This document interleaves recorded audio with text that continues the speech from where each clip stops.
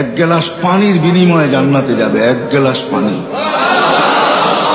যে দোকানদাররা দোকানের সামনে ফ্রি পানি রেখা দেয়, হয় গরমের দিন রিক্সার থেকে নামছে, পিপাসা লাগছে, তো দোকানের সামনে ঝাড় রেখা দিছে পানির, ওইখান থেকে এক গ্লাস পান করে বাড়ির দিকে হাঁটা শুরু করছে।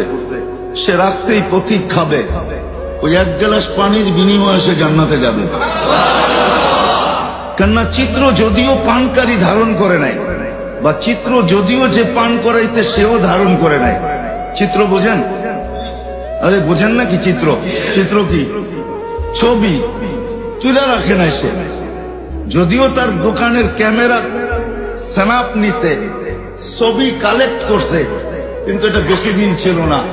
হয়তো যতদিন এটার ভিতরে সিস্টেম আছে, 15 দিন, 1 সপ্তাহ, 1 মাস, 1.5 মাস, হয়তো এতদিন পরে নিজে নিজে ডিলেট হয়ে গেছে।